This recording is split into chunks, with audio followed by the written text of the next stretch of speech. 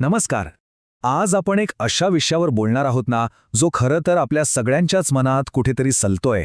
तो म्हणजे आपल्या समाजात कमी होत चाललेली एकमेकांबद्दलची आपुलकी, ती संवेदनशीलता. म्हणजे नक्की काय होतंय हे आणि याचे आपल्या आयुष्यावर काय परिणाम होतायत? चला जरा खोलात जाऊन समजून घेऊया. बघा, एकीकडे आपण प्रगतीची नवनवीन शिखरं गाठतोय, सगळं काही आपल्या बोटांच्या टोकावर आहे. पण त्याचवेळी एक भीतीही वाटतेय की आपल्यातला माणूस कुठेतरी हरवत चाललाय. आणि आजची ही जी उदासीनता आहे ना, ती भविष्यातल्या मोठ्या संकटाची सुरुवात ठरू शकते. आजचं वास्तव तर इतकं बदललं आहे.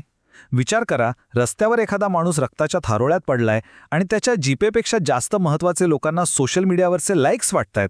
मदतीचा हात नाही तर मोबाईलचा कॅमेरा पुढे येतो. यापेक्षा मोठं उदाहरण काय असू शकतं आपल्या ढासळत्या संवेदनशीलतेचं, नाही का? बरं, आपण सारखं म्हणतोय संवेदनशीलता कमी होतीये, पण ही संवेदनशीलता म्हणजे नक्की काय? असा कोणता धागा आहे हा जो संपूर्ण समाजाला एकत्र बांधून ठेवतो? तर बघा, संवेदनशीलता म्हणजे फक्त सहानुभूती किंवा दया दाखवणं नाही, त्याच्या खूप पुढची गोष्ट आहे ही. म्हणजे दुसऱ्याच्या जागी स्वतःला ठेवून त्याचं दुःख समजून घेणं, आणि महत्त्वाचं म्हणजे फक्त समजून न घेता त्याला मदत करण्यासाठी लगेच पुढे येणं, ही आहे खरी सामाजिक संवेदनशीलता. आणि याच भावनेमुळे, याच धाग्यामुळे आपला समाज एक कुटुंब वाटतो. पण जेव्हा हीच भावना संपते ना, तेव्हा तो फक्त लोकांचा एक समूह बनतो. कुटुंब राहत नाही.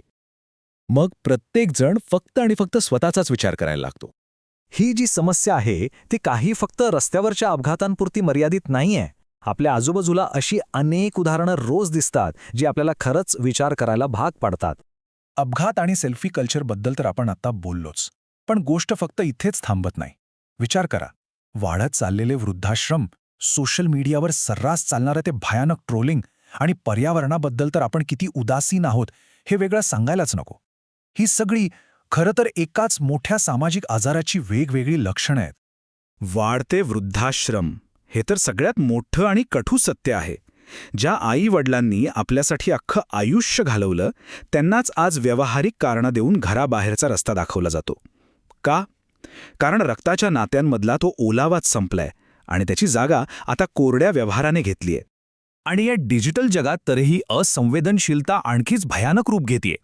सोशल मीडियावर चेहरा लपवून निनावी राहून कोणावरही वाटेल तशी टीका करणं, वैयक्तिक हल्ले करणं, हे तर सामाजिक असंवेदनशीलतेचं टोकच आहे असं म्हणावं लागेल.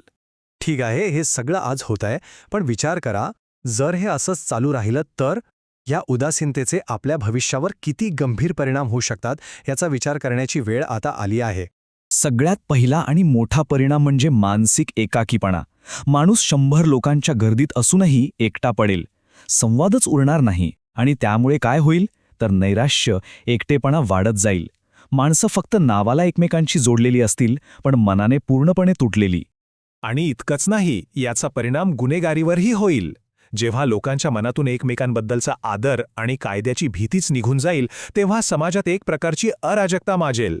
दुसऱ्याच्या भावनांची, त्याच्या अधिकारांची काहीच किंमत उरणार नाही, आणि त्यामुळे गुन्हेगारी प्रवृत्ती वाढतच जाईल. याचा थेट फटका आपल्या कुटुंबांनाही बसणार आहे. मी आणि माझं या पलीकडे कोणी विचारच करणार नाही. मग साधी सोपी नाती टिकवणं सुद्धा अवघड होऊन बसेल. एकत्र कुटुंब तर लांबची गोष्ट झाली, पण पती-पत्नी, पालक-मुलं यांसारखी जवळची नाती सांभाळणं सुद्धा एक मोठं आव्हान बनेल. मग यावर काहीच उपाय नाही का? परिस्थिती निराशाजनक वाटतेय, पण अजूनही वेळ आपल्या हातातून पूर्णपणे गेलेली नाही.